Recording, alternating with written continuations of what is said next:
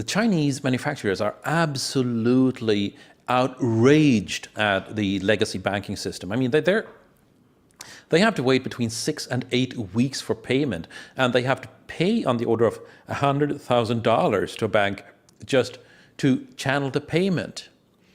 Bitcoin just erases that. Right. And it's interesting because these small companies are taking on these banks. And I worked in the banking industry for 9 years, and it's the constant innovator's dilemma. The young company wants to try it a new way. The old company wants to save and protect your profit margins. Right. You don't even do it. You don't even really think about it. It's just like the banks don't want to move because this is a great business to be in. And and the young guys are trying to change it. The Bitcoin people, that kind. Now, and the banks probably don't even recognize it until someday Obviously. They'll buy the company. Right, or exactly. They'll capitulate. I mean, you have this, you have this heavily regulated finance, banking industry, right?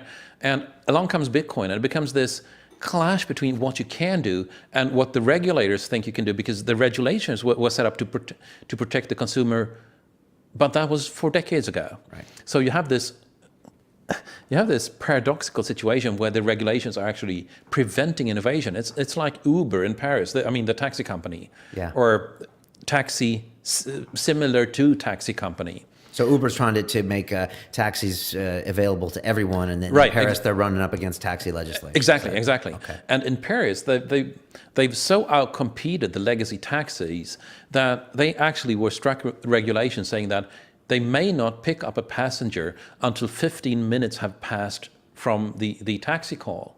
So they have to wait by the curbside for 13 minutes before they can pick people up. Yeah, and that's a way is old school. Right, and that's like how these old regulators see how they are leveling the playing field with the old inefficient dinosaurs. Whereas in reality, they are preventing innovation, they're preventing progress. So this is where I see Bitcoin coming in, because they don't basically care about regulation.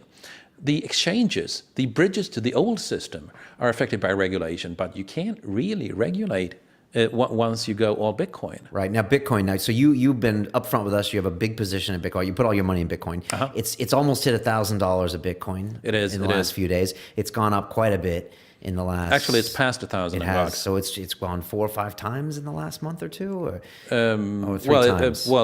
In October it was at 109 at its bottom. So it hit 1070 today. So it's practically a tenfold in slightly less than 2 months. And one of your Twitter followers tweeted out something today, said, at what price will it remain stable? And you said something like between $2 and $5 million of Bitcoin. Yeah, that's what I estimate. Most people would fall off their chair hearing $2 to $5 million dollars of Bitcoin. But why do you say that? And why is that possible for evaluation? Well, I mean, a lot of people are just seeing the charts and thinking, how high will it go?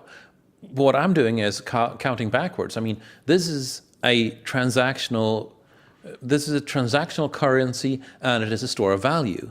As such, it is a product and a service competing on a very tangible market for stores of value and for transactional currencies. So what is the size of that market? Right. And this is important. And how big a market share can Bitcoin realistically take within a foreseeable time frame? Right. When you ask that question, then you come up with a market cap of Bitcoin total, and then you divide that by the number of Bitcoin in circulation by your estimated time. And seeing how Chinese are buying Bitcoin like crazy, I actually had to adjust this number upwards. But then you come up with a number of about $2 to $5 million per Bitcoin. Now there's about 21 million Bitcoins currently outstanding.